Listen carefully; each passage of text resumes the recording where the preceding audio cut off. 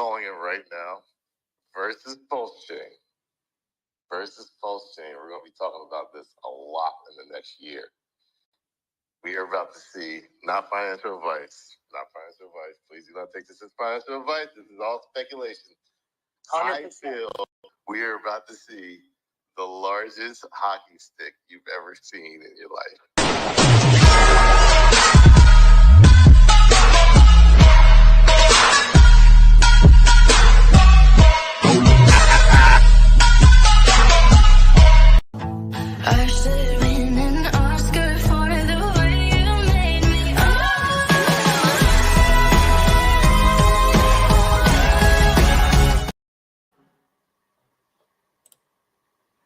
pTGC, flawless operation for 366 days. Good morning, ladies and gentlemen. Thank you for coming in. I hope you enjoyed that intro. Let me get some banners going. And I got the Twitter space pulled up, so we'll just wait for TG's to jump in. Welcome in, Jalen Weston. Good to have you this morning. I'm sure we'll have some new eyeballs in here. Romeo CIO, good to have you. Always, I'm not the best at navigating the spaces. I think what happens is when he comes in, then it'll change for me and I can hit the correct button. If you guys missed the stream yesterday, you kind of owe it to yourselves to go watch it. It's so good. I got to load it on my phone because I'm driving today. I'm going to be listening to it. I got to listen to it. I have to re-listen to all my streams because I miss so much while I'm doing all of this. And it was, from what I can tell, even though I was there, it was good. Loved it. It was cool to have stylus on there. Man, the lighting in here makes it look like I have heavy bags under my eyes. It's awful. My lights are up there. We have stylus on there, of course, TG's in, and then Crypto Kindness was. So I never met him before. So that was a treat. And if you guys, when you listen to the stream, you'll hear, me say that he was the reason I came into pTGC. I have him to thank. 19 people in here. 30 people are going to this Twitter space. So we're just waiting on, I'm checking my messages here. Nothing here. Okay. Well, the total volume yesterday was $64,000, which is not bad. Let's have a look at what it is normally. Not bad. Let me, I'm going to show you guys something while we're waiting on TT's end that I wanted to show to you guys that are here in the stream. And I should put this in the chat. I actually think there's a link in the video to this, what I'm showing. It's a different, let me go to this one, freedom number. That way you can recognize that there's a video tutorial here. So what this is put in the amount of freedom money you need per month. If you know what your year it is, break it down to the month. If you need $5,000, $10,000 to get you by, and then this next line multiplies that times 36 months to get you through a 36-month bear market, and then an extra savings just in case if you want to throw that in. If you got some debt you want to reduce, eliminate, there you go, add that. What's your portfolio value now? Add that in there. And then I'm watching stuff here. Let me check this message. It might be, oh, we got a new space link. Okay. Let me finish with this. And then you just fill in your numbers and it will show you down here what your portfolio will need to do in X's from today. All right. And there's some really insightful, in my opinion, information there that you can use to better use your head as we go into this bull run. Okay. So I hope that you guys find that useful.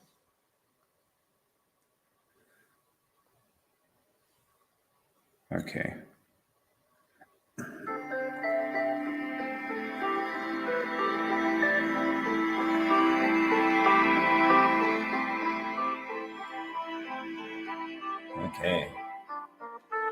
Shaka's in here. Good deal. All right, let me ignore some of the things going on over here. You guys like that freedom number thing?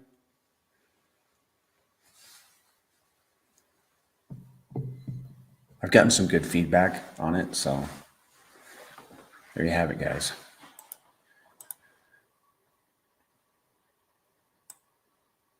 Request has been sent. I think he's probably getting the new link on Twitter and in Spaces.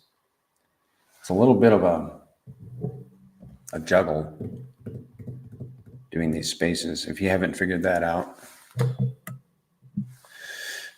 Okay, the token volume yesterday was 64,000. And let's see what it is normally. Here's the pTGC rewards estimator, which you can find in the Telegram / spreadsheet. And we have the Ethereum volume here, Pulse Chain volume, and then pTGC volume. And here it is going back. I had a little bit of a hiccup when I went out of town back here and I didn't get the volumes and I missed some other data. But wow, we had a day of $376,000 on September 19th. That was a big day.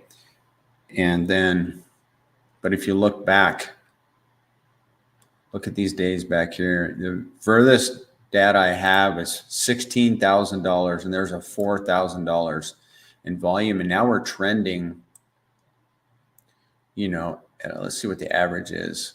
Going back to September 23rd, the average is $97,000,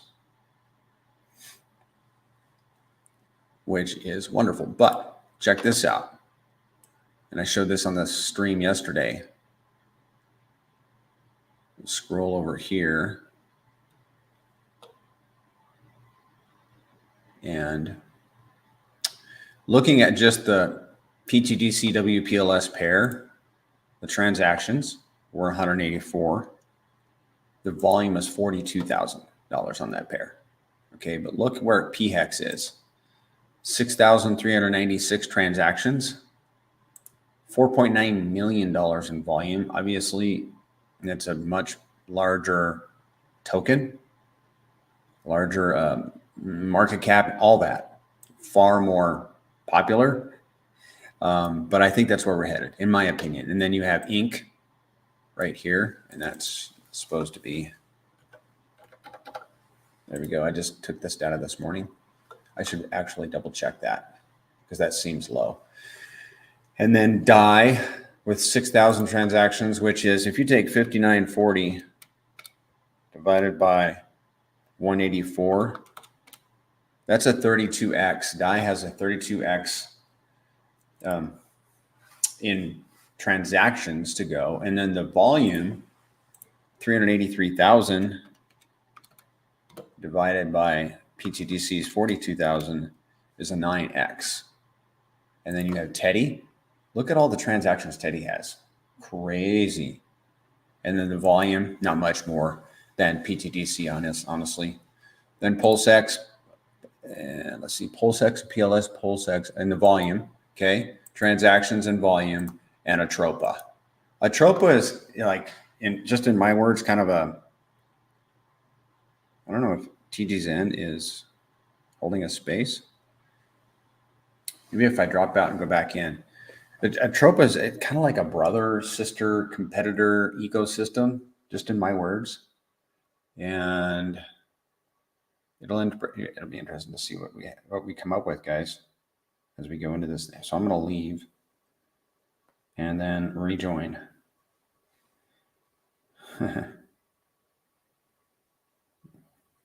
Request has been sent to post TGC. I got a request again. Oh, interesting. It's not letting me. It is not letting me send a request. I guess I should have left it. Obviously, I should have. I might need to back out. I might need to back out again. I know you guys came here for alpha and not just from me. Huh. I wonder. Okay, let me see.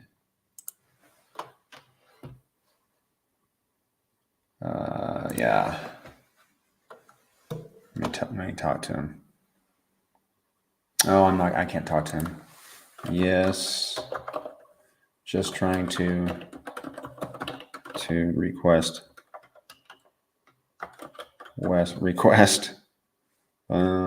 to speak.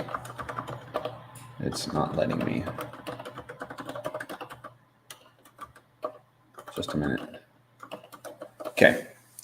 I'm going to leave and then go back and see if there's anything. I don't know that I need to go back into Telegram, grab that link. The next step would be rebooting my phone.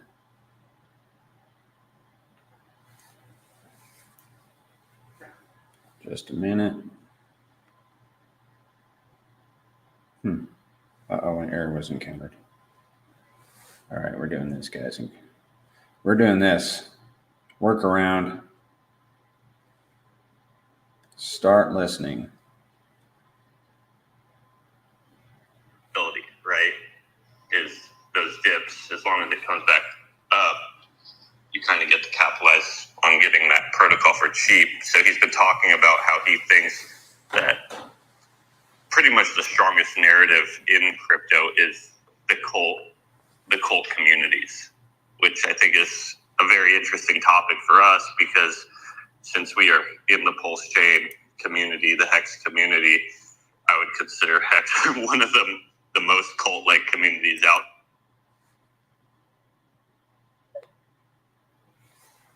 Hex person, right? So he's talking about like all tokens in general, and he did sadly say that some of them don't recover, and he said like Luna and Hex, which was obviously not good for our ecosystem, but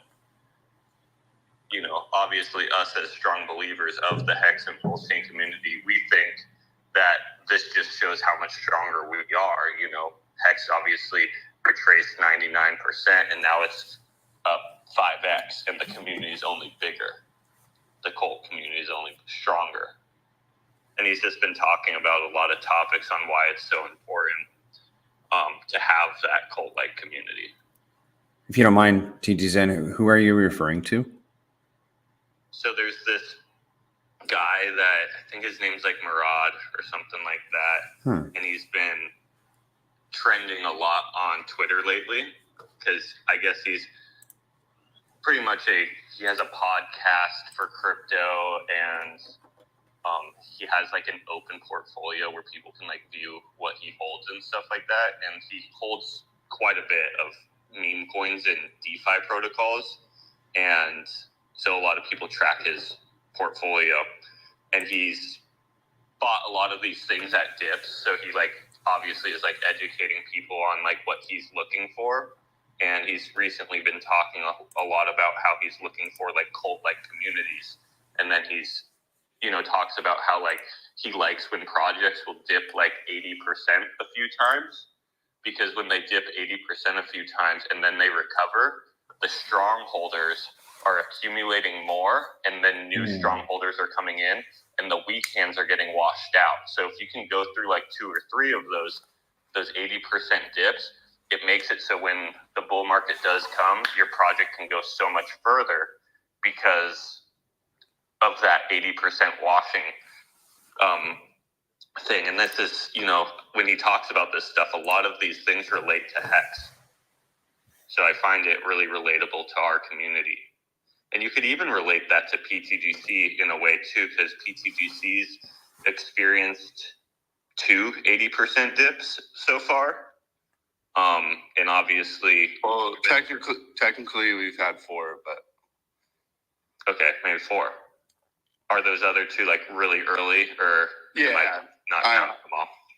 I know where you count the chart. I know where I count the chart. Okay.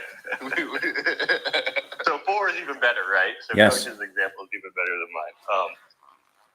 So, in those 80% dips that pTGC has actually incurred, that's that's washing of disbelievers, and then it's obviously giving the believers a chance to increase their bag, or just new believers to come in and increase their bag as well. So then when we do go for this run up in the bull market, we're that much stronger. And this is like one of the main metrics he's looking for.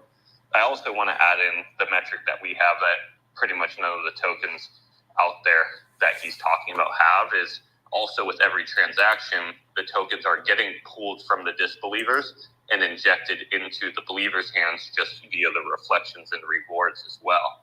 So in my opinion, our protocol is kind of doing this on like overdrive, because it's not just the buying, but it's also the redistribution with every transaction as well. That's brilliant. So there's been like a few clips, Banana. They've kind of just been popping up on my feed, and I've been looking at them, and I think our Hex community is really, obviously, like Coach was saying, he said that negative thing about it, comparing us to Luna. I think he's just not as educated on our ecosystem as we are. That's what I was going to say. Yeah. Yeah, he's not obviously like an RH Maxi in terms. He's looking at a lot of things. He holds a lot of different protocols, but he's like, that's what he's looking for, is he's looking for these strong communities. He's giving a lot of like good reasons why like these cult communities are so strong. He like even talks about like when you build something from the ground up, like a meme coin or a startup DeFi protocol like pTGC and UFO, you're giving the retail the ability to get into the protocol at ground level, like 2 million market cap, 5 million market, 10 million market cap, 20 million market cap. Like in the grand scheme of things, 50 million market cap, 60 million market caps. These market caps are so tiny still. Like that is still a micro cap in definition.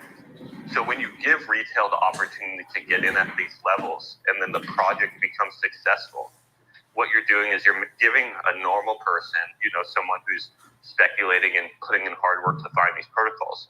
Let's say they turn $10,000 into $100,000 or $10,000 into $1 million. Well, now you just changed this person's life. Your protocol or this token changed this person's life. So then they end up eventually quitting their job and identifying as this protocol, because this protocol is something that's setting them financially free. And this is what happened with Hex, and this is actually how I got onboarded to Hex. By someone who put $400 into Hex, and then when I met him, he came by my shop just because he was a family friend and he had nothing to do all day because he wasn't working anymore. And he started telling me about Hex and RH and to look about investing in it, and then that's when I went down the rabbit hole myself. So he talks about how when you have a product that starts from the ground floor and normal retail can get in at the very bottom or close to the bottom, 60 mil market cap, even 100 mil market cap, 200 mil, this micro cap size, and the project becomes successful. Now you have all these advocates who no longer need to go to work all day. So what are they going to do? They're going to go and promote the thing that actually set them financially free and educate more people on the system. That's brilliant. That makes so much sense. That's brilliant, dude. Yeah, I love that. In my opinion, that's why Hex became so strong last bull market, because RH set so many people financially free. Yes. They didn't have anything else to do all day except talk about the thing that they love. Yeah. They love Hex. It literally separated them from their job. It gave them back their time, the most valuable thing in life. I think pTGC and UFO are at these levels. I think we're still at microcap stages. I think we're chugging along. I think we're going to set a bunch of people financially free. And,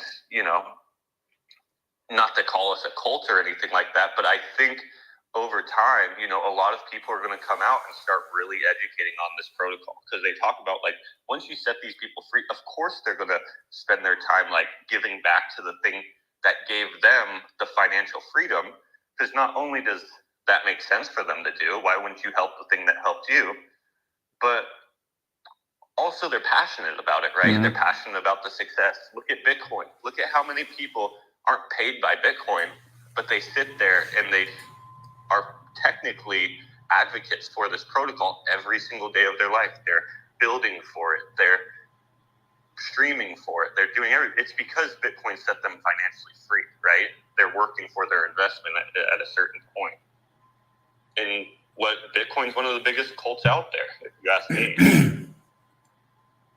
I mean, you can use guys like myself for an example that really believe in pTGC, and they're all over the place. They're in the chat, they're on Twitter, and these guys they're creating content, they're onboarding people, they're interacting with posts on Twitter.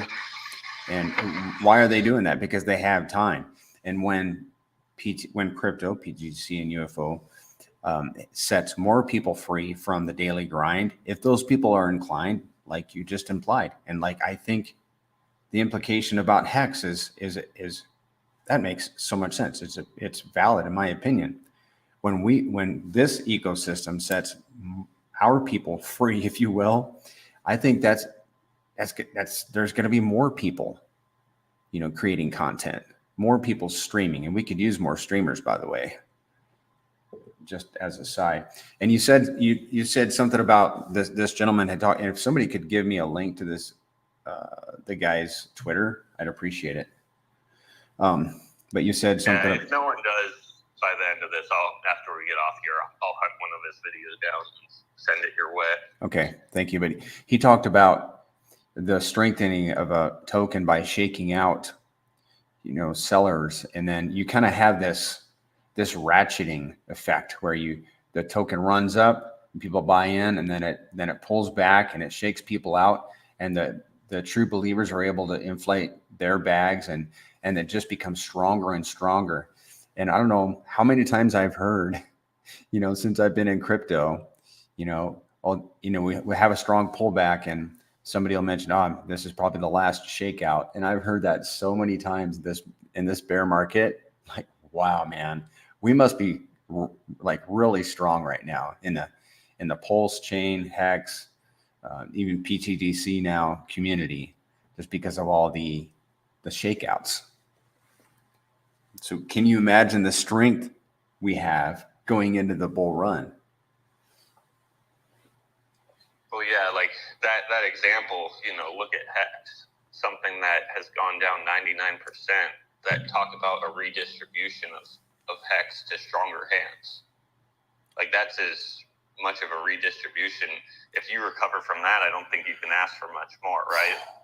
And yeah, if you think about those like even before Hex went on the run, RH talks about how Hex went on an 80-90% dip. I think he said like 6 or 7 times. Correct. In the period until it actually did its run. Yep. So these things that this guy is talking about, this is like really the first time I've ever seen this guy. But he's been going kind of viral on Twitter just because it was a good podcast of him talking about this stuff. In my opinion, these things have been done in the background by RH since Hex. Like, RH is so in front of the curve for all these things. He knows what it takes to make a successful protocol. He knows that the dips are good for a token because of that washing metric. It shakes out anyone who isn't a believer or just looking for quick X's. Like, you need the long-term believers in the protocol that could actually withstand through a ton of X's and still, like, I know RH knows these people are going to take profits. Everyone in any project takes profits, but they actually understand to not need to have the need to cash out their whole bag. These are strong believers in the protocol. They believe in the protocol over the long term. If they didn't believe in the protocol over the long term, they would have been washed out already. So yes, let's say they get $1 million. Well, yeah, I'm sure they'll take $100,000, $200,000 and to put a down payment on a house, or get their wife a car, like Kindness was talking about yesterday, how he's waiting to get his wife the Camry used. But a Camry? Come on, Kindness. he was just joking. That was his joke of the stream, just how he's trying to get a 2010 Camry for his wife. But I believe that the majority of the the believers of pTGC see the longevity and sustainability of the tokenomics behind it. So, and then plus it pays them to stay in the system. When they stay in the system, they make the system stronger, which then does more buy and burns, more APR. And then on top of that, they can take a little bit of profits because our LP is getting so large. So when they do take profits, it doesn't even really affect the chart that much when we get to these higher levels of the reevaluation pulse. So I just, like, when you kind of look at all these things and you're looking at other people talking, and then you kind of see all these metrics fall into pTGC, it's super bullish for us, right? This is like every arrow is like lining in the right direction, in my opinion. Well, I'll just give an example in regards to pTGC. So the first run up, we had about 30 to 41% holding pTGC when we went to about 6 mil. Then we had the 80% pullback, and then that dropped us down to probably 25 to 29 people with 1%, and then did the run up to 36, and then dropped down, but 82% I think we did. And then now I think we only have less than 14 that actually holds like 1%. So disputing, or like those bigger whales, or if you want to call them, are less and less, but like the more and new people coming in are actually getting different opportunities into the ecosystem, which is great. It's one of the things. Actually, somebody pointed that out last night. I didn't even point that out, and then I was like, "Yeah, this is the exact thing that what you just said, Hex did as well." So, one of the viewers on YouTube saw the stream yesterday, and you used the term re-evaluation of pulse chain, and he wants you to define that. Allow me to try to define it. I think what you mean by the re-evaluation of pulse chain is it's currently undervalued, and when people understand the value, it will be at that point it'll be reevaluated. Does that sound right? And is that? Yeah. So, right now I look at any project that has sustainability and longevity on pulse chain as undervalued. Even though our chart's up, I still look at us at being undervalued because everything we're tied to is extremely undervalued, in my opinion. Pulse chain is half a sack rate still. I do believe that most people in pulse chain believe that this value is actually undervalued, and they have an idea in their head of really where it should be at this time. Let's say they thought it should be roughly 10x or 5x at this point. Well, once pulse chain reevaluates itself or revalues itself, let's say it's 10x just for educational purposes, makes it easy on me. Well, when pulse chain goes up 10x, pTGC is going to go up 10x. So now the movement up of pulse chain to a level that I believe is for really what the product is. Like, I think pulse chain is an amazing product. It's literally a system copy of Ethereum, but it's more decentralized, cheaper fees. Like, I don't know what else more anyone would ask for. RH set us up for success. Once it does this, well, pTGC gets revalued. Now pTGC is up 10x. But the more important metric to me is now all of our liquidity is up 10x. So if pTGC has a $2 million liquidity web, now it will have a $10 million liquidity or $20 million liquidity web. If we have a $20 million liquidity web, now someone, let's say that right now they hold $10,000 of pTGC and they're thinking about cashing out $10,000 because they have a ton of bills. Well, if they can prolong cashing it out for, let's say, a few more months and the reevaluation happens, now they're going to be sitting on $100,000 pTGC. So for them to pay their bills, they only need to sell 10% of their pTGC bag, and they can get themselves locked in, obviously outside of crypto. We need to make sure our real life obligations are handled.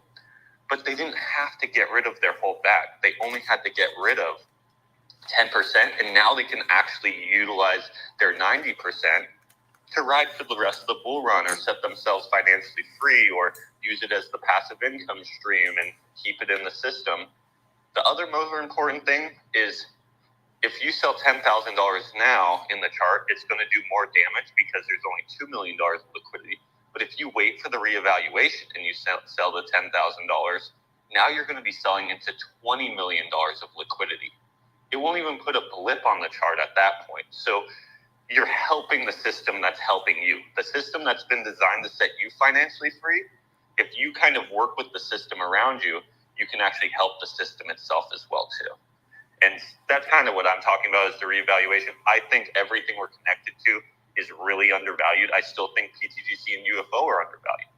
Once these products start coming up to, in my opinion, fair market value, that's the reevaluation. I think they're going to go past fair market value too. This is what happens in the bull market, is they obviously go past fair market value, and that's the bull market. It's when the retail's coming in and they'll just keep buying that stuff up.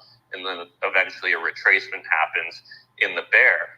But even just besides that, I believe we're extremely undervalued. That was a very thorough explanation. I'm sure that answered the gentleman's question.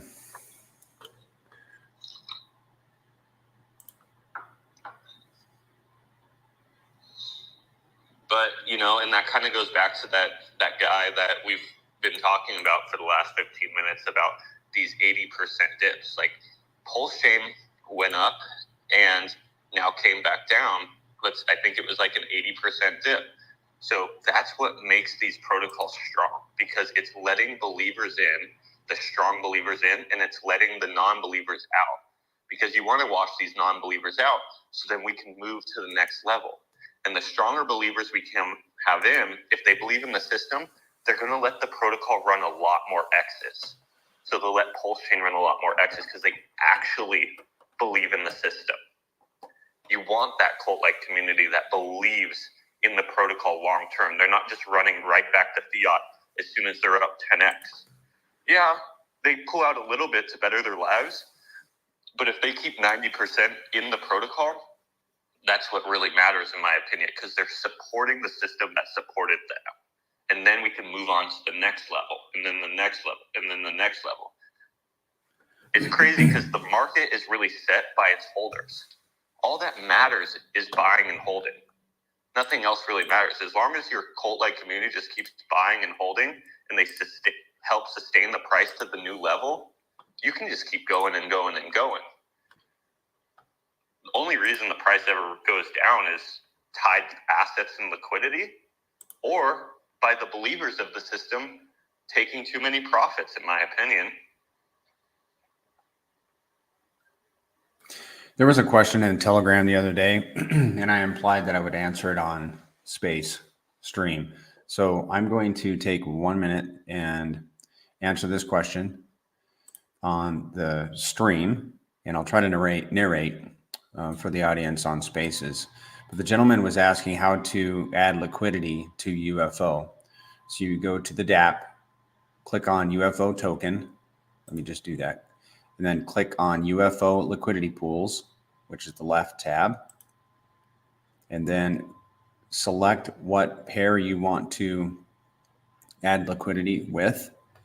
And there, notice this one, don't overlook this, a note on the UFO pTGC pair, but let's say you're going to pair UFO and ink. Click on manage pool, add liquidity, and you will need to have an equal amount of UFO and ink, and then authorize the transaction in your wallet, and that will be, and then you'll have added liquidity at that point. Then if you want to see your pairing, go to back to the main UFO section, click on the right tab, UFO PLP rewards. So I'll click on that, and here are all the pairs again, but you will see your pair, your UFO and the ink pair, and here I only have a UFO pulse pair, and then you can see your pending rewards for that pair and any other pairs that you have there will be a total pending rewards at the bottom. If you want to claim your Pulse rewards, hit the claim button. If you have multiple pairs, you can claim them all at the same time by clicking the claim button at the bottom, and then authorize the transaction, and you'll have the Pulse in your wallet. And then while we're doing this, if you want to exit any of your liquidity, I really like this function of the DApp. Let's say you wanted to exit some of your UFO Inc. You go to manage pool and then remove liquidity. Let me go to another one and show you. I'm going to go to the UFO Pulse. I'm going to select remove liquidity.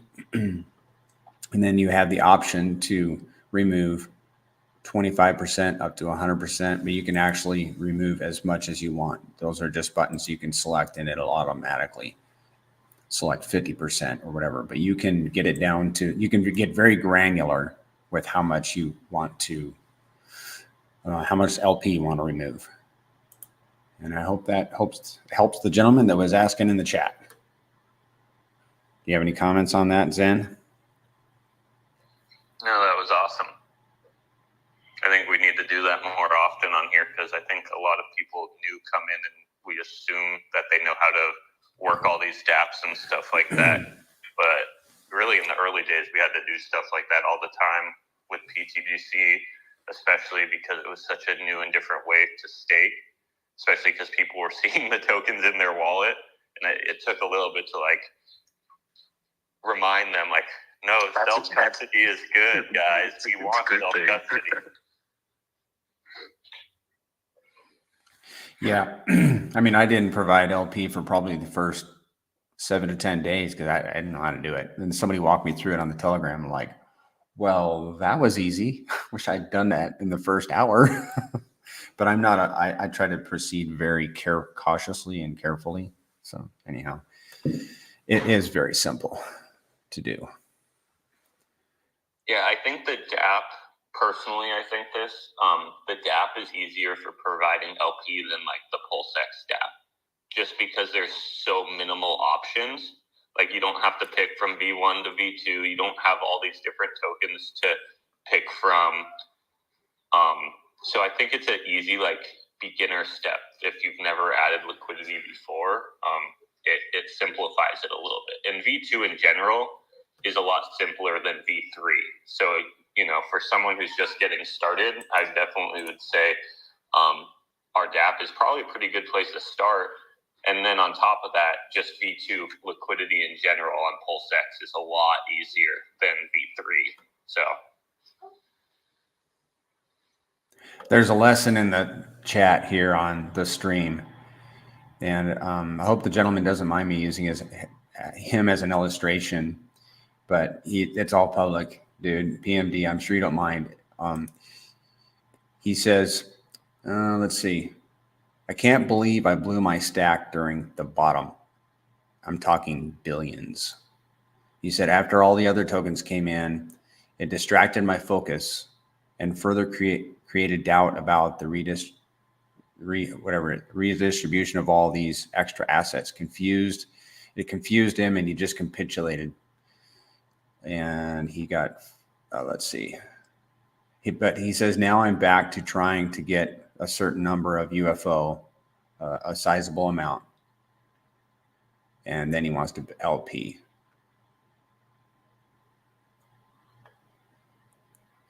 But the lesson in there is just be careful. And the best, I mean, I've heard it a number of times that if you're thinking about swapping out of one token into another one, consider bringing fresh capital in instead. And if you need to swap out from one token to another, you think you need to. And this is not financial advice, but we've said it on this space before just a couple weeks ago. Be sure and leave yourself a moon bag.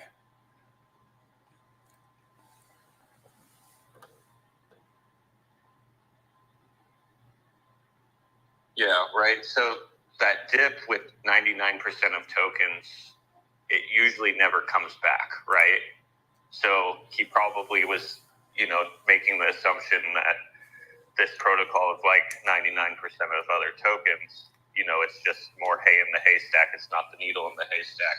And that's, what I think is the most important thing. And that's really what everyone's here for, is they're trying to find that needle in the haystack. And when that 90-80% dip happens, the market really starts to convince you that this isn't the needle in the haystack. That's what the market does over and over and over again, even with tokens you already know are needles in the haystack, like Bitcoin and Ethereum. That's what the market's doing, is it's going up and down, flushing people out of their positions, so then new people can come in, and then it moves up from there. This is no different. You know what I mean? It's just, we're obviously in smaller tokens with pTGC and UFO, so people get fearful that this is just another one of them. But then that kind of goes back onto them. It's like, we're here trying to educate people on the system that's behind this protocol, making it successful. Yeah. So when these dips do happen, you actually still feel good about where you're sitting in this protocol. And it's a pro. You're like, okay, we did dip, but I'm getting more pTGC per dollar transaction now. So the reflections are greater. So when we do go back up, I just accumulated more down here. The redistribution was operating on overdrive. And then even if you did want to scoop up a little bit more, that volatility was your opportunity. Because the dip of pTGC, majority of it was solely just because of the RH going on a dip. The RH tokens going on a dip. It wasn't really because of pTGC going on a dip. But you can utilize our tied assets dipping as a opportunity to grow your bag, right? If you have fresh capital coming in or stable coins. Yeah. We have quite a few people in the space. Does anybody care to come up and talk, ask a question, make a point? Does anybody have any comments?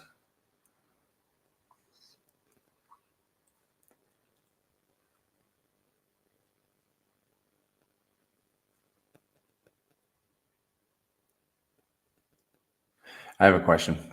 TD Zen. So we've talked about this on the channel.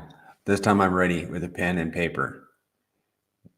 Let me get this pulled up so I can have it in front of me.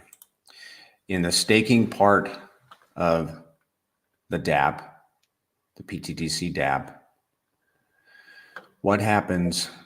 Can you just talk to me about the yield and where it goes? Like in particular, this is how I think it works.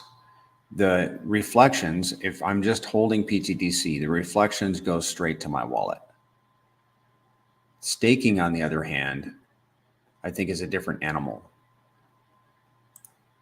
Because I see staking rewards here, and in this wallet, there are 8,000 earned from staking. Now, if I claim those, is that when they all go to my wallet? Yes, that's correct. They're just sitting in the staking contract until you claim your share of them. Okay. Okay, thank you for that. Now we want to move on to locking. So this wallet also has 1,300 pTGC earned from locking. This is how I think it works. When I select claim, it's going to, and this is a 90-day lock. No, let's pretend it's a 90-day lock. When I select claim, it's going to send 45% of the tokens to the burn address and 55% to my wallet. Is that how it works? Correct. Cool. And then obviously if you were in a different tier, you would be receiving the different percentage based on your tier. Right. Okay. Okay. Go ahead. Like, if you're in the 10-year tier, then you're going to get 100%. So none of that portion is going to the debt address. But let's say 5, well, then you're right in the middle. I think it's 75%, maybe 80%. I forget how it falls, but so then you would, if you're in tier 5, the 5-year one, you would be getting 80% or 75%, and then the debt address would be getting 20-25%. So as you lock longer, you're getting more portion of your rewards. Okay, so and then the other question is, are the unclaimed tokens reflected in my wallet before I claim them? Or are they only? No. Okay. You do not see those tokens in your wallet until you claim them. Okay. And Shaka Vibes. So you also are not earning on those tokens until you claim them. Right. Makes sense. Okay. Okay. I mean, we have some questions about the game, the revision of the game that we showed on the stream yesterday. And I do think it's appropriate that we touch on that a little bit today, just because it's so new. 100%. So Shaka Vibes asks to cover the new features of the Grays game. So I'm going to go over to the game. And okay, I've got the game pulled up. Let's just hit the highlights, TG Zen. Yeah, so the biggest change in the game, in my opinion, is it used to be a 50-50 raffle. So 50% of all the PLS that got injected into the game went to buying pTGC and sending to the raffle winner. And the other 50% went to buying pTGC and sending it to the dead address. What we ended up switching is we made it so 50% of it is still getting sent to the raffle winner, 25% of it is getting sent to the dead address, and 25% of it is getting sent to the next game. So once this game ends, there's already going to be pTGC ready in the next game to incentivize the next game to have activity. And that was a suggestion by a community member that a lot of people, I believe, thought was a good idea. So we implemented it as pretty much a celebration for the pTGC 1 year. Nextly, we did increase the price per ticket. We made them 25 million instead of 10 million per PLS, just making it so people don't have to have as many tickets in their wallet, or not in their wallet, but on the bottom of the DApp, you can see all your ticket numbers. Right. Quite a few start to add up at such a cheap price. So we increased the price per ticket, which necessarily doesn't matter too much. Those funds are still going into the smart contract and getting distributed fairly. You're just kind of holding less ticket numbers, just like everyone else is holding less ticket numbers. So it's not diluting your share of the game necessarily. Other thing that we switched was we added a send fund button. So as just a normal user, you're just going to want to buy ticket, I believe what the button is. But we did add a send fund button. So if anyone wants to just send funds into the smart contract and doesn't care about getting any tickets, now they can send funds into the pot, making it so the pot's getting bigger, but they're actually not earning any tickets. So then they're not diluting the current ticket holders as far as competing against other people for the prize. So the pot's getting bigger, but no more tickets are going into the pot. It's maybe not going to be a user. Let's say in the future, a DAO proposal goes about. Like they say, hey, we want to add 10 million pulse to the game. Well, now the person who created that proposal can then just send the funds into the game. They don't get any tickets. It just lands there for all the participants of the game, which I think is super cool. It makes it so we can incentivize people to play the raffle. Kind of like if in a charity event, if someone donated a prize to a raffle, right? They're not getting tickets for their donation. They're just donating it for the people who are actually participating in the raffle. Okay. In this game, just to clarify that and emphasize, it burns pTGC. So I'm a fan of anything that burns pTGC. And I like the idea of incentivizing the game. I think that's great. So the total TGC to be distributed with this game is 6.6 million. Total TGC to be the next game would be 25% of that 1.6 million. And there's the value, just under $1,000 US. And the pulse used in the current game is about 20 million. Total tickets in the current game, 607. I was looking for that. There it is. Total TGC burned would be 203,000. Hey, at least it's something. Total TGC to be distributed so somebody's going to get, no. Okay, the total of 406,000 TGC is going to be distributed, right? I'm confused because at this bottom block it says 406,000 to be distributed, and then up at the top it says 6.6 million to be distributed. Yeah, so sometimes there's a threshold when the PLS gets turned into pTGC because it doesn't happen on every single ticket purchase because that's just an insufficient way to use gas fees. So it will build up the PLS a little bit, and once it hits these thresholds, that's when it changes it to the TGC. And then at the end of the game, whatever PLS is remaining, it just swaps that at the end of the game. That might be causing some of the confusion. Okay. And you I have to also pay attention. Some of it's saying like distributed or to be distributed this game. So one of the boxes, I'm not looking at it, is saying like this is how much has been distributed. That's it. That's it. Yep. Okay.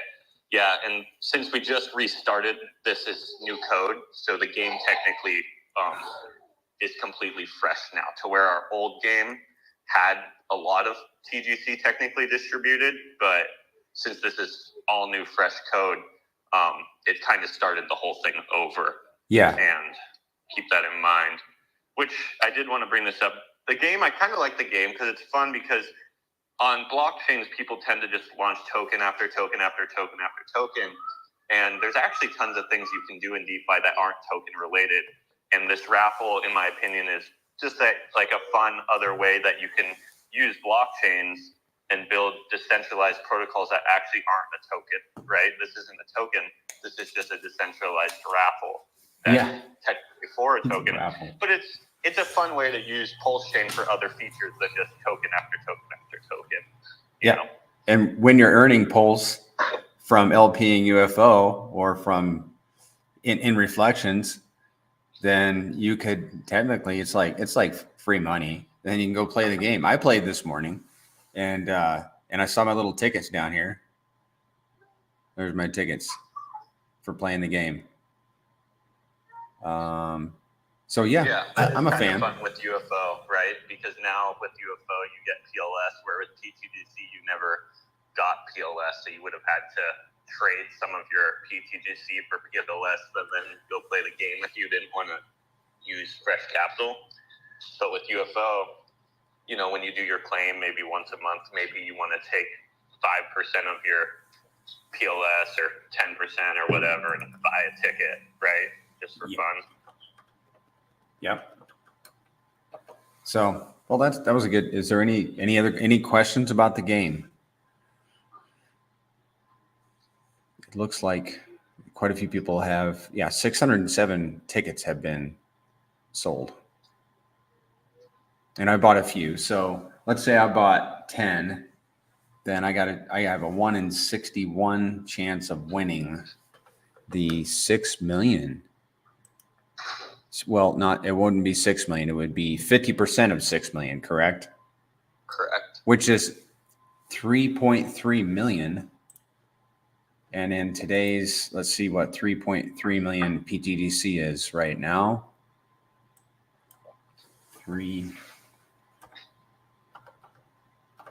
Yeah, I don't know if all those have been transferred over yet. So I know you said 20 in this game. There's been 20 million pulse, right? So then half of the 20 million pulse would be 10 million pulse. So you would be technically receiving whatever the value of 10 million pulse is in pTGC. Okay, it looks like $470 to me. Okay, that sounds about right then. So yeah, the majority of it is probably transferred over. That's juicy. When before, when I would look at the game, it wasn't juicy enough for me to even participate. Sorry. I was like, oh, that's nice. But I like the way this is built because it distributes some of some of the value into the next game. Yeah. Yeah, with the first game, the first few had a lot of attention. So there was some pretty juicy pots with the game the first few rounds, but then they definitely died out a little bit. I just think that it's technically in general just, where we're at in Pulse Chain is I think a lot of people are drained of extra funds. So it's kind of hard to throw some at a raffle, right? But, when Pulse Chain does start to move back up, it's there and it can't go anywhere. It's just built on the blockchain. So, Yep. And then in order to find out whether you won or not, you would just go to your wallet and look at recent transactions. Like this game ends in 2 days. It looks like that in an hour and 1 day and 23 hours, which would be Monday morning at about this time. So on your lunch break on Monday, you can check your transactions. And if you see, an additional pTGC in your wallet, you know that you won. That's how you can check. Because I would want. Just so you know, so how it gets distributed, once the winner is picked, so the game ends. Okay. And when the next game will not start until someone buys the first ticket. And when someone buys the first ticket, that transaction is what picks the previous winner's winner or the previous game's winner and then sends the funds to them. Because everything on blockchain needs a transaction to do so everything on the blockchain can't just happen without a gas fee. So this is how we did this is when the game ends, the next transaction that comes in, so the first person to buy the next ticket of the next game, it starts the next game and distributes the funds for the previous game. Got it. Yeah, that makes perfect sense. So it might not be there until the next transaction is done, is where I'm getting at. Okay, and how are the winners selected? The contract randomly picks a ticket number. And then if your ticket number is associated with your wallet address, then it sends the funds to your wallet address based on your ticket number. Right, after somebody initiates the next game. Yes. Okay, cool. That's fun. It adds a little bit of zip to the ecosystem, in my opinion, Yeah, it's something to talk about that's not just charts and price, right? Yeah. Yeah. Yeah. So the person that wins this, it would be cool if they would come up and say, hey, on a space, for example, Monday morning, the game ends, somebody reinitiates a new one. So somebody won, somebody's going to win, a certain number of pTGC, and that there's value in that. It looks to me like at this point, $500 worth. So, I mean, if you come into the spaces, let us know. Well, no, I guess you wouldn't want to do that because your wallet addresses are in here. Yeah, that's probably not a good idea. I don't think most people would want to do that. No. But they can just sit there quietly happy about it. Yeah. Yeah. That's true. We can say, hey, I won 6 months ago or a few months ago. I don't know. Yeah, see, that's kind of interesting. Like, if you think about the game was made, I think, probably 6 months ago, and there was winners 6 months ago. Well, I forget what the market cap of pTGC was at that time, but let's say at that time you won $1,000 of pTGC. I know there was some games that were quite large. 350 million, if I remember correctly. Yeah. So if you think about that, that's probably like up 10x of what the value was back then. So if you won $1,000 then, you technically won $10,000 today. 350 million would be about 100,000, almost 100,000 right now. Oh, okay. $100,000. So it's up even more X.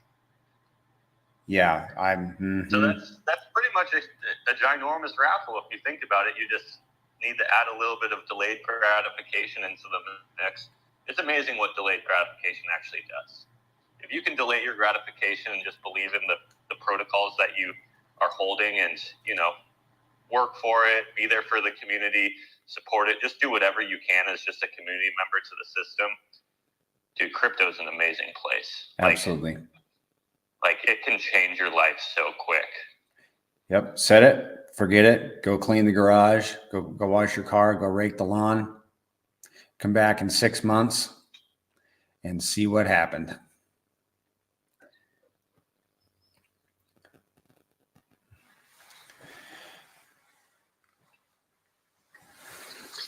And I'd like to take a moment and kind of rewind to what you were speaking about earlier as far as the cult-like following, if you will. Yeah, And did you happen to see any of those videos? well, I saw some of that stuff on the feed, but I think he hits a good point, and I think it's something that you and I were speaking about in regards to RH's, Richard Hart's, forward thinking about, when people have the time because they have the freedom, and that goes to Hex, Pulse Chain, and pTGC, and the future individuals that have the freedom. Richard talked about having 1 million millionaires. And, one of my favorite quotes from Richard is, when all said and done, people are the end game. Yep. And, when people are the end game, and he's thinking probably more than, unlike crypto kindness, win Camry, right? Win Camry instead of win Lambo. Then there's a lot of issues that people can work on that can help fix society. And I believe that, when people have that freedom, they have the passion and the tenacity to do so. These cult-like followings, are very special. It speaks to how early we truly are. Yeah, 100%. It's not always just about when we become financially free, worrying about the Lambo, but you could actually spend that time helping people and people seeing that you're out helping people, not because, you're obviously not having to go to a day job, but you're actually spending your time like helping other people. That's probably one of the best ways to even promote Pulse Chain, like showing that the community here is spending our time that we have now, because a lot of people don't have the extra time to do good things for others because we're stuck in the rat race, right? Or, people are stuck in the rat race. You're constantly just having to worry about the bills in front of you.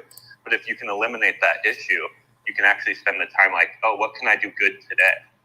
Yep. And if there isn't a better way to promote Pulse Chain than that, like, I don't know what is. Completely. Yeah, and also, shout out to, obviously, you got Crypto Silas in here, Smoke Spider. I see you, Paul Sachs, and, Chris and Mando. I mean, it's amazing that people are really starting to feel the excitement and the electricity in the air for what's coming. And I hope people are really preparing for these, these inflows and everything that's going to happen mentally and physically. And then just like you said, on the flip side of it, when you do have those exponential gains, what are you thinking about doing? Is it, obviously in Kindness's situation, getting the 2010 Camry, shout out to him on that one. Go for it, buddy. But, just positioning yourself to be successful in all areas and facets of your life. You know what I mean? Yeah. And thinking ahead and having a plan is kind of what you're getting at, so you don't get wrecked. Yeah, completely. I mean, I think that Richard, understands that all these shakeouts that we were talking about, and then legs up, it creates a galvanized community of true warriors. And you guys have experienced that. I know I've experienced it with pTGC. I've experienced it with Hex. I've experienced it with Pulse Chain. It unites the community when you get the diamond handed. It's just not just someone who has self-determination and more willpower, but it gives you the strength to really move forward. And it's almost like you've been put in a situation where, because of those battle tests, you can endure the pumps and the gains and the success, and you're well more suited. Some might say you're deserving of it, but yeah, I mean, in many ways you are. And so because of that, that army is so much stronger going forward. And Richard's smart in that. He plays the 5D chess. We all know this.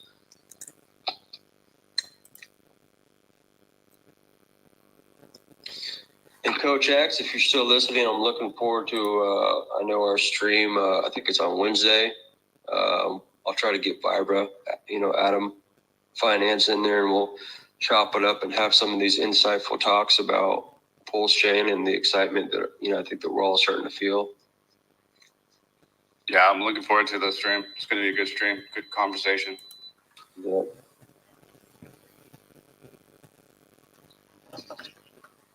Yeah, one thing I like about how crypto works, especially like pulse chain in general, because I think pulse chain's a lot different than other blockchains about like how tight knit and small the community is at this point. Like it's a large community compared to like other tokens, but compared to like a full blown blockchain, like in my opinion, it's actually a community. Like you can't necessarily look at Ethereum, and maybe you can look at the early guys of it and look at those as a community, but there's a lot of sub communities within that. But I think the reevaluation of Pulse Chain is going to be a lot different than these other tokens, because I feel like with Pulse Chain and Hex and other sustainable projects on Pulse Chain, when Pulse Chain does start to win, all these things that are sustainable are going to start to win together. So it doesn't necessarily matter what part of the community you are part of. Like if you're the gatherer, you're the hunter, you're the guy making baskets, if you're the blacksmith, these are just small examples of a community. There is so many different positions, right? You're all not the same position. You all don't have to have the exact same bag. Some people are going to be pTGC maxis. Some people are hex maxis. Some people are both. It doesn't really matter, because when they do start to succeed, once Pulse Chain becomes successful, they're all going to move up together. So it's not like just one RH ticker is going to win and the rest of the people, they will move together, and it's going to be very, very nice seeing everyone win around you, right? You're winning, so you're feeling good, but then your brother's winning also. So then when we do start becoming financially free, there's going to be people becoming financially free with us. So we're going to have teammates in this mission for changing money, right? Like this is what RH's goal is we're trying to change money here. We have great products, and then we have people along this journey with us. So it's not just a singular person winning. Our whole community should be winning too. And that's kind of on us to keep educating people to stay on track. And I know this is like what some of the Hex maxis do, where they keep trying to say, like, just stay in Hex, just stay in Hex, just stay in Hex, because they're trying to keep their community safe. I do think it's important to realize that there is going to be other protocols built on Pulse Chain that also have good intentions and good tokenomics than just Hex. I'm going to throw pTGC and UFO in there, obviously, because I'm biased and I love the products. But it's also, we need to keep people safe as well. Like we need to recognize when money starts to flow over here, and money has technically flown over here. Like Hex has been around for 4 years. Obviously, it's made people tons of money. People will try to attack that. You know what I mean? There's going to be grifters that come in and create scams and rug pulls and this kind of thing. So, it's once you kind of locked in your needles in the haystack and you think you found them, it's not so much about finding the next thing to get wealth. It's about preserving that wealth, right? Once you've hit those gems, you really only need to hit a few 100Xs. You don't need to find 100 of them. So it's more about wealth preservation at that point. And, I'm just super excited to see, once we get this reevaluation, that a lot of these strong believers in the RH ecosystem moving up together as a whole. Speaking about moving up, while you've been talking, I was scanning through Deck Screener, looking at pTGC versus WPLS and UFO against WPLS, and those charts they're beautiful. And then I'm flipping over to a lot of the pairs and other tokens on the Pulse network against WPLS, and there is no comparison. these tokens are crushing it. And the proof is right there on the blockchain, displayed for you beautifully on any icon deck screener that I'm using. It's incredible. It's an incredible illustration to go in and look at those tokens against WPLS. Yeah, it's literally just the machine doing what the machine's designed to do, and it's nice to have a whole year of timeline to really look at, right? That's, yeah. You know, we celebrated the year yesterday, and now we have a year-long chart to verify that the token contracts are pretty much doing what we've been explaining them to do, is just chugging along and decreasing supply, increasing shares to long-term holders, and moving on. And this happens with every single transaction. And when you make that happen over and over and over again, you know, I think coaches told us how many transactions have happened since the beginning of pTGC. It's millions and millions.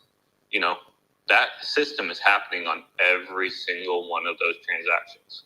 We're only a year old. Like, if Pulse Chain's around longer than I'm around, pTGC will be here as longer than I'm around. I'll be dead and pTGC will still be here. As long as Pulse Chain. That's pretty good. That's pretty good to be in a project for a year, because most of the time, like in the crypto space and crypto time, 1 year is like 100 years or 10 years in speaking terms. Yep. 100%. It's 1 week goes by and you feel like you've seen enough stuff for a month. Yeah, I agree with everything you're saying, man. Times are definitely changing. I'm actually in a different blockchain. I guess you can say in term sense. But with the rug pulls and all the scammers and all that stuff, like, people are more smarter and resilient nowadays, that where people don't really get scammed that much anymore. I'm starting to see a shift that people are calling out scammers, which is pretty good. Yeah, what blockchain do you normally what blockchain do you? Originally, I was in the Madhouse. The problems of them all, I was on the BSC, but now I'm on Polygon, straight Polygon, because I focus on gaming and all that stuff. Nice. Have you participated in Pulse Chain at all, or you just hop into this? Yeah, I was actually originally I was gonna move it to Pulse Chain.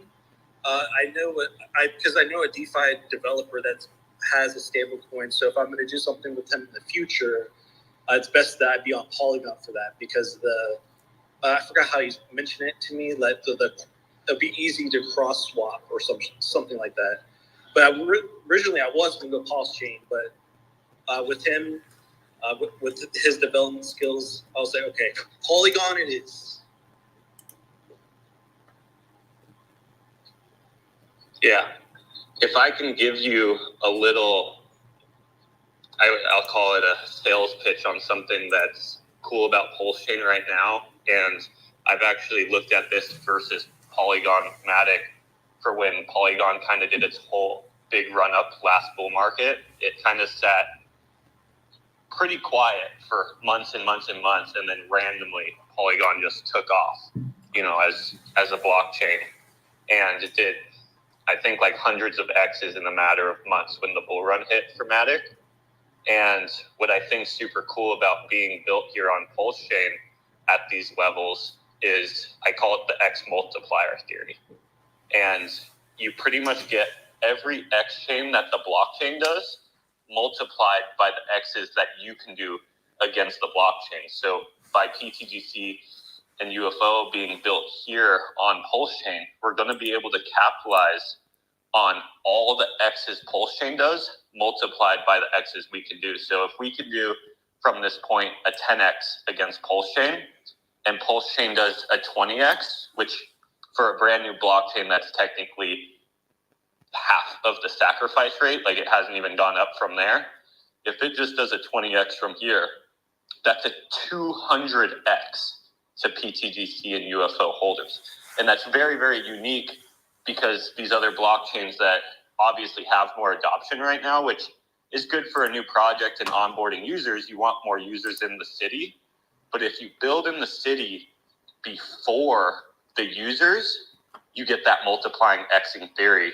And, you know, obviously we hope Pulse Chain does something like that Matic does, or did, sorry, that Matic did. And, you know. Yeah, you guys came a long way. Like, you know, all the drama that's long gone now, but Pulse Chain, like I've seen a few people just stay very strong. So I'm actually surprised with this.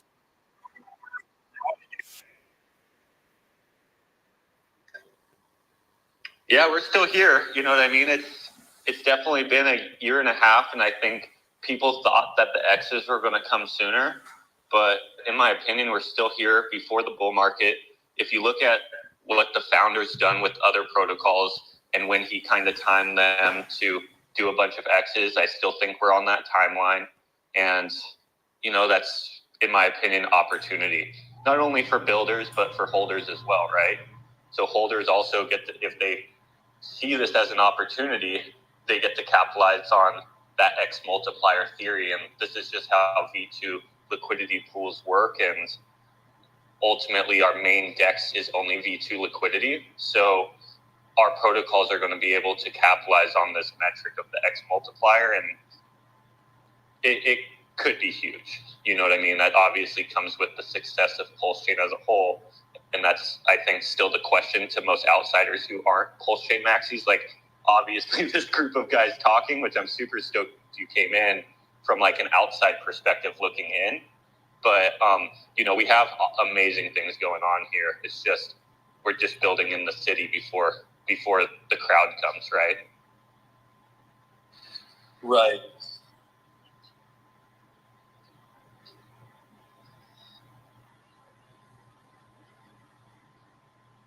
Yeah, it's just crazy, you know, just listening to you talk. Like I'm going through the same things, like just crazy hardships of like other developers, and then, you know, just always staying in the lane and just developing and just staying in there, and then just eventually over time it just starts just a stronger foundation into a stronger foundation, and then poof, then things just start riding off easily, more easy than before. Yeah, this isn't even just developing, right? This is life. And I didn't start as a developer. I have businesses outside of crypto. I've had goals outside of crypto, as even when I was younger, as far as sports. And when you just work towards a singular goal or an average goal every single day, and you wake up and just say, I'm going to strive towards this goal. I'm striving to perfect this skill. I know I'm not going to be perfect, but I'm going to strive for it, right? Every day you wake up and you work towards that goal. 10 days in, you're not that far, right? 20 days in, you're not that far. A lot of people give up after 10, 20 year. But if you keep striving for that goal 5 years, 10 years, it's amazing how far you go. Because most people give up within the first month. So the competition really isn't that hard because everyone has too short-sighted goals. They think they're going to succeed at this skill or at this project or at this company within a month. But it really takes years, right? And the people who do spend the years working towards that goal, it really starts to show. Unless you're an OnlyFans girl. Or you just get lucky and viral overnight, right? But sadly, all that crazy madness stuff going on, yeah. Sadly, I was born as an ugly boy, so I don't get to reap those benefits.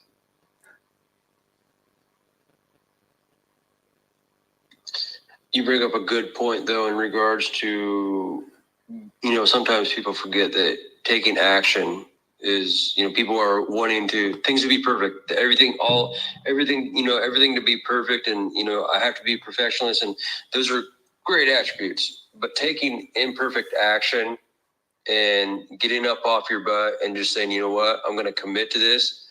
And when you think about things, it usually comes down to desire. You know, anybody who's ever been successful in something, it all boils down, disseminates to desire. So taking that imperfect action, taking that first step, you know, is the key to an individual's personal success. 100%. Like, a lot of people feel let down when it doesn't end up like perfect their first go around. And because they're striving for perfection or they wanted it to be the best. But You just need to say, like, it's not going to be perfect. I'm going to strive for perfection, and I just have to come to the conclusion I'm going to fall short every single day I strive for perfection, because that's guaranteed. You're never going to be perfect, but you can strive and just say, I came short today, but I'm going to strive again tomorrow. I came short today, but I'm going to strive again tomorrow. And this is products. This is just being good to people. It doesn't even have to be a product. You could just say, like, hey, I'm just going to try to be good to everyone today. And then even someone trying to be good to everyone every single day, sometimes they find themselves, getting angry or, being rude to someone. And you just correct on that action and wake up the next day and try to be a better person or work towards your goal better. And I feel like when you do that and work towards a product or work towards being a better person or work on your fitness,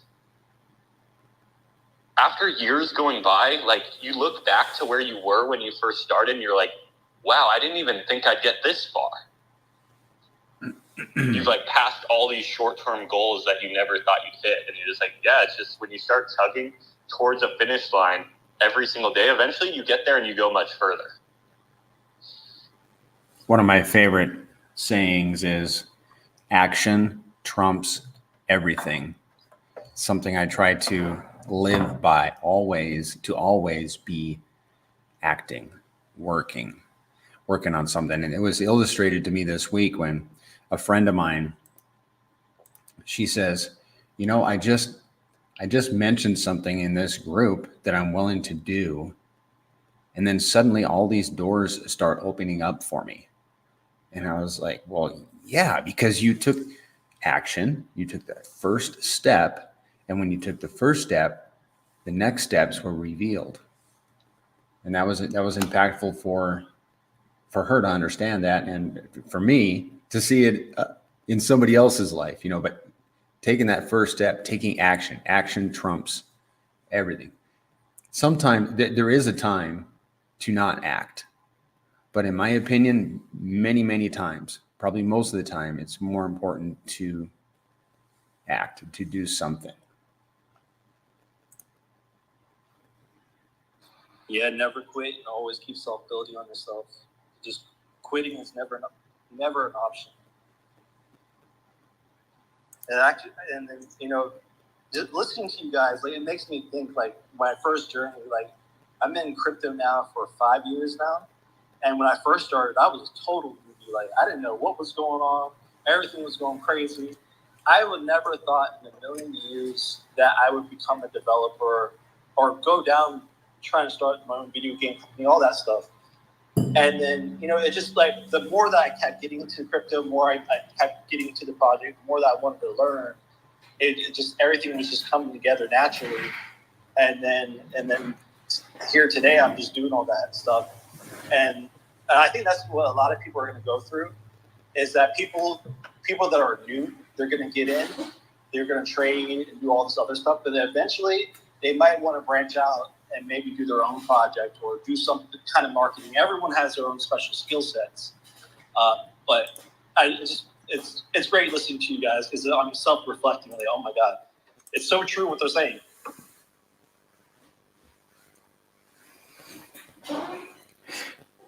Yeah, I kind of come from, I think, a similar place. As I came to crypto pretty much to invest. I have businesses outside of crypto, and I came here to invest in protocols that have longevity and sustainability, thinking that there is good investments over here on these blockchains. And I found a few, but really what I found out is it pretty much was a huge casino of a bunch of meme coins that had no longevity, with founders that had no care to actually have their project last more than a month. Nothing had longevity, nothing had sustainability, nothing had metrics to actually keep pushing them forward and have them do X's over multiple cycles. So it came to the conclusion that I just started studying every project I could to build the end-all be-all store of value of sorts. And it wasn't something I came here looking to do, but it's kind of like the place I ended up, right? Is I was looking for a certain protocol to invest, I would say, but I wasn't finding it. So then I just started working on that goal and studying everything around me until these products came about. And,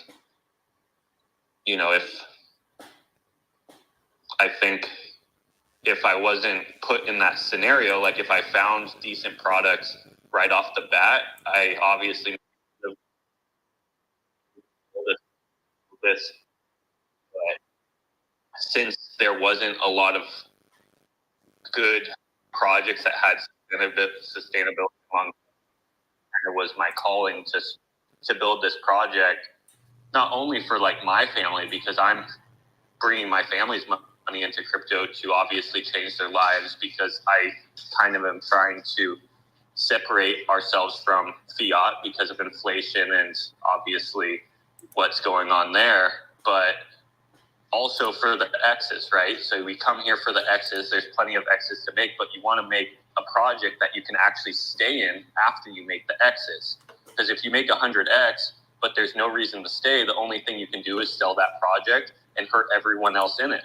But if you can create a sustainable system to where everyone that's coming in has the opportunity to make plenty of X's, but then there's also mechanics behind the system to make it so they're incentivized to stay within the system, and there's actually not continuing to push the price up to give them confidence that they're in the right thing and value to increase the price.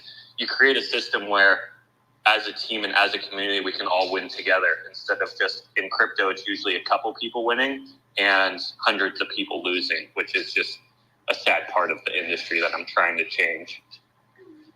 Yeah, it's super corrupt. I can't. I mean, I can tell you about my best friend that stole $1 million. And we actually were creating like an empire, like a BSC, and it was getting massive. And just that one dude just destroyed, like, I think it was like 11 or 12 different projects, and he just destroyed the whole cycle. But the whole corruption in crypto and all that stuff, I see the light at the end of the tunnel as you do. It's like, it's either these projects are A, they're a scam, or B, they have no innovation. They don't do anything. It's not sustainable. When real problems come across, like real problems, like, hey, look, this is a real problem, you should probably look into it. They're very arrogant, and they're like, no, I'm not going to take care of it. And then when shit hits the fan, then it's like, oh my God, like then the project dies. So you're right on the money on everything that you're saying.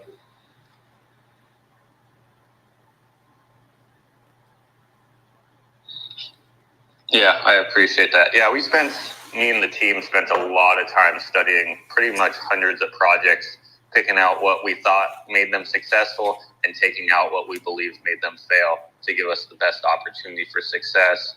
On top of that, we have our unique utility that's only really possible here on Pulse Chain.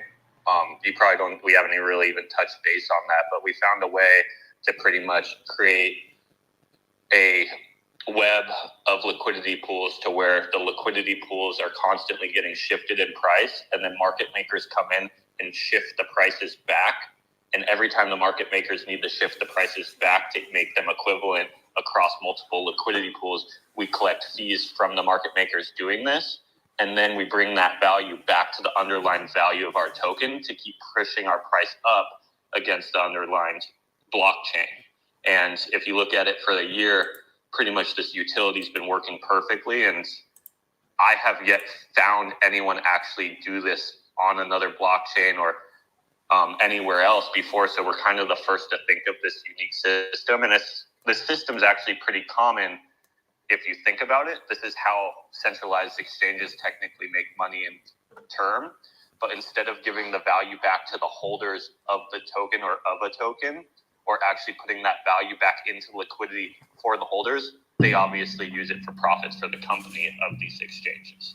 But we kind of shifted the script and made it to where we know tons of value is made. It's in the volume and the volatility. This is where all centralized exchanges make money. We flipped the script, and instead of where they just take those profits for their company, we made it to where all our holders and the underlying value of the protocol just keeps getting pushed up in price. And it's been working just as well as we could have imagined, but it's been beautiful, and it's helped a lot of the people in this protocol win. Like, we've seen tons of people change their lives as far as profits.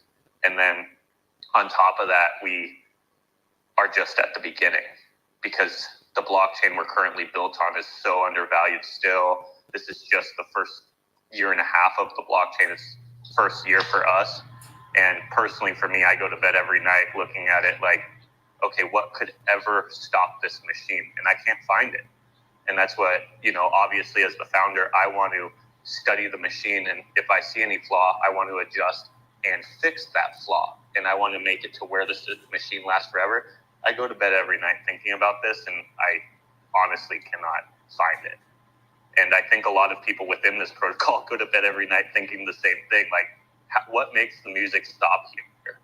And I feel like we took enough action before even the launch to solve all these problems. So once we're in the fight, we actually don't have to go back and solve these problems. We know what we have. We know what our tools are.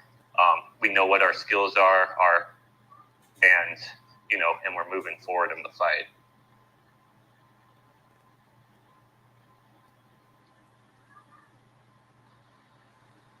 So, sorry, I just joined the Telegram just now. Right on. Yeah. Welcome. Awesome. If you have any questions or need help getting over the pulse chain or anything like that, just let our guys know. Yeah, 100%. It'll definitely take me a second to get on the pulse chain and get used to it. Hey, I'll say though, once you're here on pulse chain, like once I ended up on pulse chain, I never went back to any other blockchain. Like, I loved it once I got here. I was messing around over on Ethereum the last couple of days. And I'm like, why do I ever transact over here? There's really no activity on Ethereum right now. Not much, but it's still, I have to pay the fees. And I'm like, it's so much cheaper over on Pulse Chain. I don't even think about the fees. I just transact. I mean, I literally don't, I should, but I don't even look at how much I'm spending in Pulse, because it's like fractions of a penny, or a penny. But either way, it's very extremely inexpensive. Yeah, I wanted to chime in just real quick. Got a Polygon guy on, and I love looking at the Polygon chart, because Polygon chart, if you look at it from when it launched in April of that year, it pretty much flatlined, very similar to Pulse Chain, for almost 12 months. It was just under 12 months. At like 0.005 was the launch. And once it started to move, it went from 0.005 just to at the blow off top about $3, which represented just under a 600x for those people if they held, right? So if you look at that from a standpoint of where Pulse Chain is at now, and the very interesting piece on that is, even after the complete retracement and drawdown of Polygon for its first cycle, it still landed up an 80x from the floor price of where it started. So once a quality blockchain runs through its first cycle, it goes to a blow off top, it does whatever amount of X that it does. It has its first retracement and drawdown going into a bear, but it never ever lands anywhere near where the floor of the first starting prices were. For Polygon, it was an 80x above at the very bottom after the drawdown, right? So imagine Pulse Chain doing a 600x or a 500x from here, or from the 4 zeros and a 2.8 or whatever you deem the floor, and then still landing up an 80x from that, right? So if let's just go 4 zeros and a 3, and you times that by an 80x, that's 0.0024 per pulse, and that's after the drawdown. right? So when you're looking at these assets that are filled with these undervalued RH tickers, and when you do a market analysis on like-kind blockchains that actually don't have the same tokenomics, the tokenomics here are actually much more powerful because the actual tokens themselves are more centralized in the sense that the comparison between the total supply of these tokens versus what's actually available on the float to be purchased is such a minuscule amount. And centralization in terms of tokens is actually super bullish for price action. If you have an entity that's holding the majority of the tokens that never sells them, versus like a Vitalik who just dumps the living daylights on you 24 hours a day, or an XRP or something like this, it kind of skews those data sets. But if you just look at where we're at now, pull those metrics, look at, a 3, 4, 5, 6, 700x, whatever you think is possible. These things generally retrace, but they're still up 50 to 80x from the bottom. So now you start up a 50 to 80x from where we are now. Where would that put pTGC then? You go up, you come down, you're still up an 80x off the floor at a 0.0024. And then to add to that mix, that thought process, we might pair with stables, which would reduce the amount of drawdown that we could experience. Well, that's not even putting in that fact, and that's not even putting in the fact that every transaction all the way up and all the way down is pushing these tokens into strong hands and is burning the living daylights out of the supply, which that's not the case for these other scenarios that I was bringing up. In addition, you're constantly adding more liquidity into the pools. That's what I was going to ask, is if any conversation has come around towards the top. I know you can't time the top, but getting into stables for the DAO and then I guess lending those out and getting APY on it. I heard a conversation with Richard talking about that, how that's probably the best strategy for a bear, and then doing like a huge buy and burn at the bottom. Well, yeah, you wouldn't want to lend out your stables. The whole point of garnishing them would be to pair them with the asset so that it minimizes the impact of the drawdown. Well, depending on how long that bear market and how intense it would be, I mean, a lot of traders use those stables to continue to trade through the bear and get wrecked. So why not get that APY if it's really nasty? Because the system itself already generates APY because it's a revenue generating protocol that makes APY on every transaction, no matter if it's a buy or a sell. Oh, because of the tax, right? So the most important part would be to use the stables to pair it with the asset to minimize the impact of the drawdown. Right, and continue to, get the fees from the transactions. That makes sense.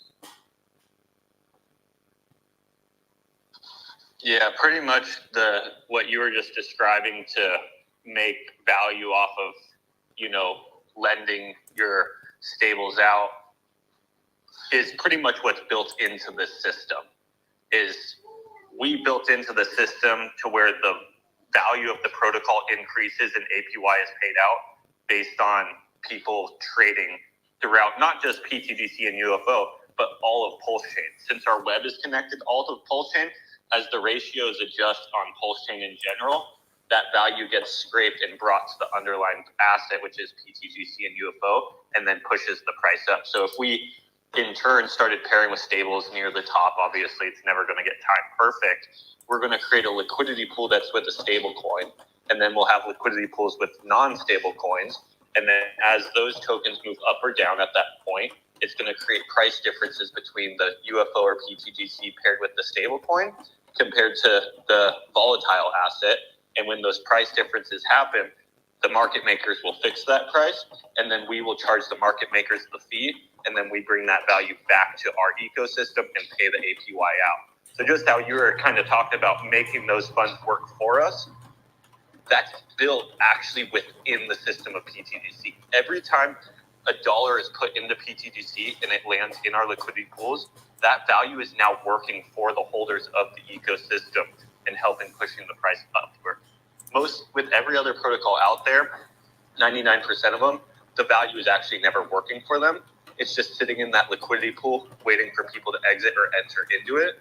But with this unique system, the value is always actually working for the users and the protocol. And that's one of the most important things, right? When you get wealthy, they always say, let's say you have $1 million. You don't just put that $1 million under your bed. You need to have that $1 million work for you. And that's what this system is doing automatically within the code. That's sweet. Yeah, I've in both really early UFO pTGC, I saw just how it ran first before, everything kind of crashed. And looking at everything, I don't see anything that is better. I mean, I don't see anything that Richard wouldn't get behind that wasn't one of his tickers more than this ecosystem. I mean, Atropa, that's cool, but as far as this, I mean, and I was even in Solana before the whole meme. I don't even think the Solana Ansem, they don't even understand like crypto at all. They're just dropping money and hoping for thousands of X's. And I don't think the market is caught up to, similar to how Solana got that huge influx and it's still up and it's having more of a gap on ETH as far as inflow. I don't think they understand how centralized it is and how Pulse Chain could really like save the whole meme coin casino. And I think we're positioned for a huge run up. Yeah, the RH community is really, really well educated. We're all students of RH itself, and RH is one of the most honest and, in my opinion, best teachers out there. He comes off a little harsh, and a lot of people don't like that because he calls people out and obviously stirs the pot a little bit. But as far as a community being really well educated on how these systems work, I believe the RH ecosystem is one of the strongest, which really sets us in front of, obviously, other blockchains and other tokens as far as that goes. Yeah, apologize for the wind, but Zen, their big point is, as the value of the liquidity pools rise, by what I've called the great revaluation, the market makers are forced to pay a massively more amount of money to rebalance the pools. So as we go into the bull run from here to, whenever it tops out, the valuation of the liquidity web will only get larger and larger and larger. And by default, every transaction to fix the pools will get bigger and bigger and bigger. So the revenue that's being brought in from the protocol only goes up as the revaluation of the underlying liquidity web goes up. And that really is the driver for numbers that, frankly, the system hasn't even begun to witness yet.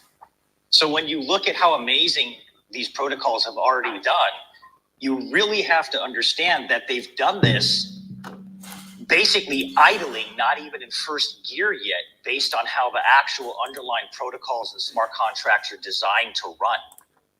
It hasn't even started yet. Like you're literally in a brand new 800 horsepower McLaren. You've got the engine turned on in idle. You're not even in first gear. Even with Pulse Chain going up to just 3001, the original sacrifice prices, you're barely even putting on the gas. And then there's a point to where it actually makes more sense to, once you're not in a massive discount in RH tickers anymore, now there's other things that are possible because you can focus on other things. You've already dialed in so much LP. You're sitting on, and for new people in the space, a couple weeks ago, we looked at the market cap to liquidity ratio of SHIB. We just wanted to look at one of the biggest ERC20 tokens on Ethereum. When we looked at it, it was 12 billion in market cap with 30 million in liquidity. And we ran the numbers for pTGC. And what we found was when pTGC reaches even less than $1 billion, just under $1 billion, you're going to be staring at those kind of numbers in terms of liquidity.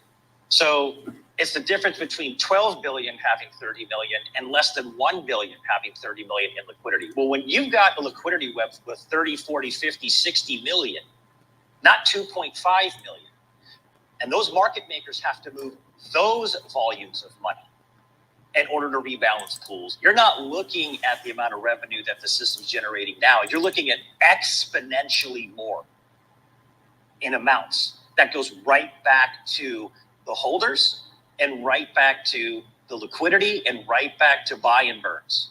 So it's astronomical what we could witness based on how we know the system works. 100%, of course, dependent and contingent on what we see Pulse Chain do from here moving into the bull run.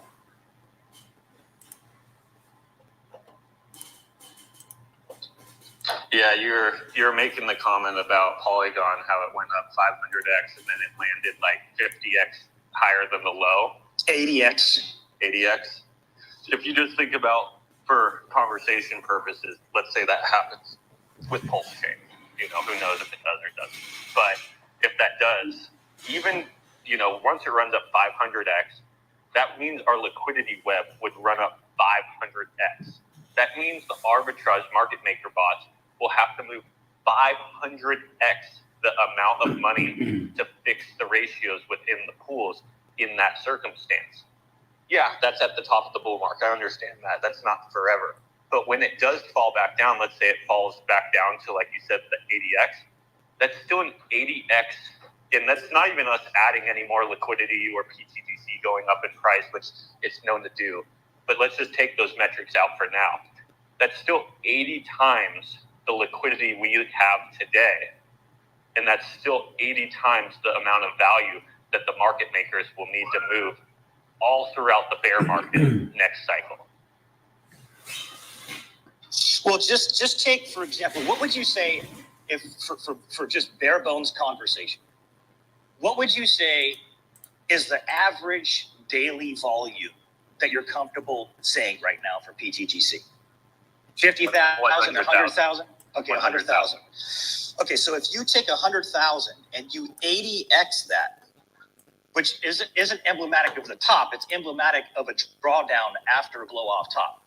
That's 8 million in volume if you 80x the volume, right? So 8 million in volume as opposed to 100,000 in volume. So if you're doing 8 million in volume, that's $400,000 a day in revenue. Correct. Yeah. Okay. So let's say that, you know, you're taking 100,000 and let's just say, nah, let's not go that. Let's not do that 80x. Let's just do a 20x, which is 2 million in volume a day. That's 100,000 in revenue per day. 100% going back to the holders and to the underlying liquidity pools and buy and burns that are the only things that matter in crypto.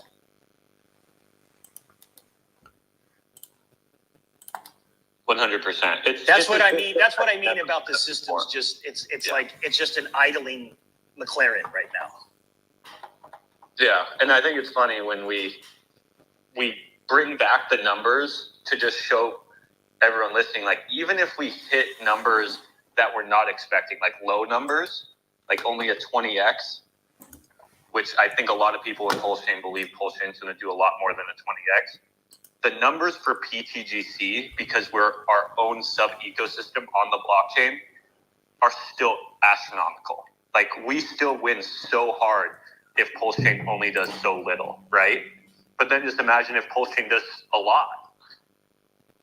It just gets that much better because of the X multiplier, not only happening for our price, but for our liquidity web.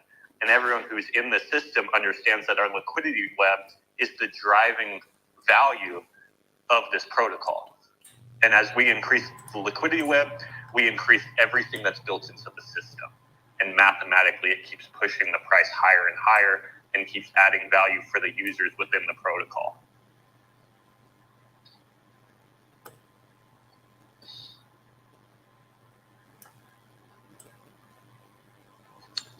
I'm gonna hop off, but Heaven versus Hell, buddy, the guy from Polygon, mark this date on your calendar. I think that we all in Polshan have these days where we have these high conviction moments where you believe in where you're positioned. And this isn't any bias against any other chain, because I do look at and study all other chains, but know that there's a time in which where you're early, and that you'll be in a position where you'll be able to share with your developer friends and your other friends and other cryptos of, I found a diamond. I found a diamond in the rough, not only in pTGC, but in Pulse Chain. And just circle this date, remember it, mark my words. We'll talk in a year. I thank you, everyone in Spaces. Everyone have a great day. You got it, brother. I'll be around. This is awesome. Like you guys don't know. You guys actually have a reputation. Like, you guys are like, how can I put it? Are you guys familiar with like Warhammer, like the Space Marines and stuff like that? You guys, the Pulse Chain community are like Space Marines. Like, y'all are really resilient and vigilance in your blockchain. I don't know if you guys know that. Well, the thing is, man, is that we actually know what Richard actually built, as opposed to the bullshit narratives that you hear from people that have no clue what the hell they're talking about. And that's the thing. It's not up for debate what has actually been built that you can verify looking at the code, right? It is a full system state fork of Ethereum. It's a fee-burning fork of Ethereum that is way more decentralized, way more robust than Ethereum, and it's set up to win massively. The only reason why we're even in the situation that we're in is because, A, Richard speaks truth to his own industry. People don't like it when people give away the bullshit shenanigans going on behind the scenes. Richard does that. Richard spoke directly to everyone who was killing it, who was stealing from everybody, including the exchanges, including, all these individuals who ended up just running Ponzi schemes. So he got blacklisted, and then he obviously became one of the guys who got attacked by the SEC, because you get attacked by the SEC when you're actually doing things, in the space, not because you're meaningless, but because you're actually doing things at higher levels. We're not run on AWS servers, man. You don't have a Vitalik founder dumping his product on you constantly with Richard. He doesn't sell the tokens, right? So all that matters is what's actually been built. The rhetoric doesn't matter. The bullshit narratives don't matter, because these products are decentralized, robust, global blockchains that you can't shut down, right?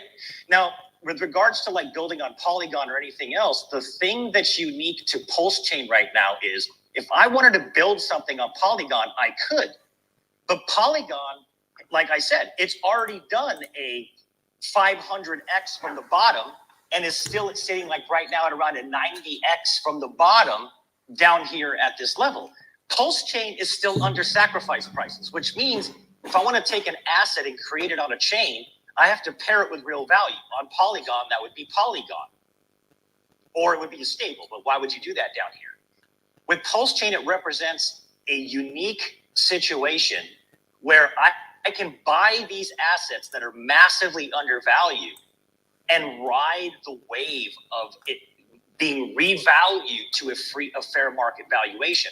I can't do that on ETH or AVAX or SOL. They've already seen massive amounts of X's. Not only are most of them are totally centralized, but Pulse Chain is not. But Pulse Chain represents that unique opportunity of a massively undervalued blockchain. So if you're building something amazing on there and you're pairing it with undervalued assets, that's going to, by default, give your protocol a massive push when that revaluation happens, even if you're not even getting any buys on your own chart. And there lies a massive opportunity. 100%. And then I've been saying that with Pulse Chain with other people before. pulse chain is always underestimated. Like, there's always something about pulse chain. Like, there's like everyone can like feel it. Like with pulse chain, there's something special about pulse chain, and everyone's taken out of context. You're exactly right, man. Everyone, it's the blockchain everyone loves to hate, but nobody can stop watching it, bro, because they know that Richard is not a joke, man. Look at his attorney. That's what I was saying with the reputation earlier. Like, y'all got a lot of respect, like for real. Well, appreciate it, man. Yeah, I'm definitely in now. I'm in the Telegram now, and I just have to look into it and all that stuff. But I'm around, guys. Y'all be seeing me again. I like the people that I'm meeting here. We just met. We're all on the same tone, the same wavelength. What we want, we just want a better life, help other people, and especially with the corruption stuff. I mean, a lot of people have different terms with it. I call it corruption. It just ruins everything. Anything that you try to do with it just gets destroyed. But crypto is definitely going to see the golden age, like in the 1990s, where N64 and all that stuff used to be so awesome. And now in this new modern age that we live in crazy times right now. So I see crypto changing better for the future.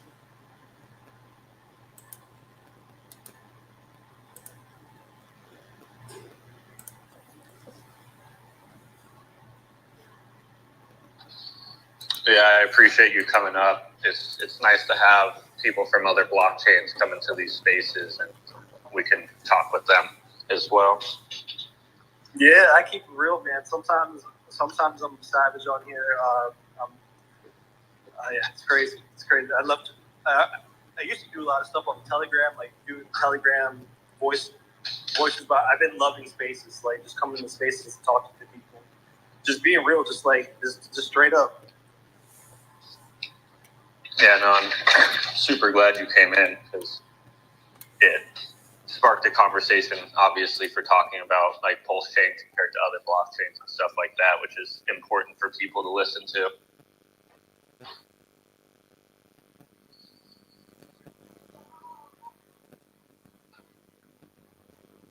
Yeah, now I can slowly get into pulse chain, get into it a little bit, and then really understand it better. Well, right now is the opportune time, man. I mean, you're coming off of a double bottom, heading into the next part of the cycle. It's generally people wait for confirmations. In my opinion, everything's confirmed at this point. Like the bottom is in my opinion, not advice, but we've got confirmations on the TA, and Bitcoin's looking bullish, man.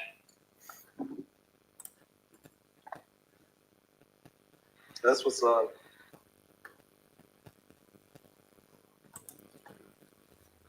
Yeah, if anyone doesn't have anything else, I'll probably be shutting it down, spend some time with the family. But if someone does have something, I'll keep it going.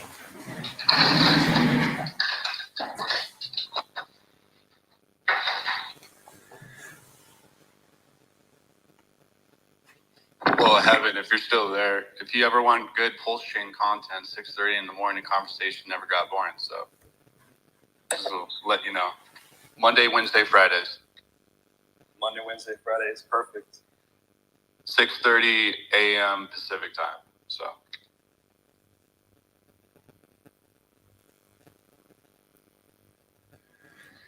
All right, you guys. And then normally, do you host the space Pulse pTGC? Yes, if I may. Yeah. Okay, cool. He hosts the space. Pulse TDC hosts the space. We have it every Saturday, 10 a.m. Eastern, and on Mondays at 8:30 p.m. Eastern. I'm just setting the notifications on the Twitter thing. Thank you. And I got you too, Coach. Yeah, I followed you back too.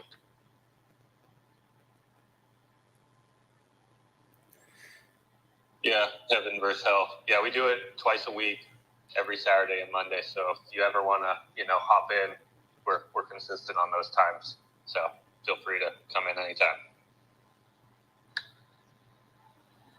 I appreciate it, man. Thank you for having me on here. Yeah. All right, guys. I'll see you later. All right. Thanks, everybody. Have a good weekend.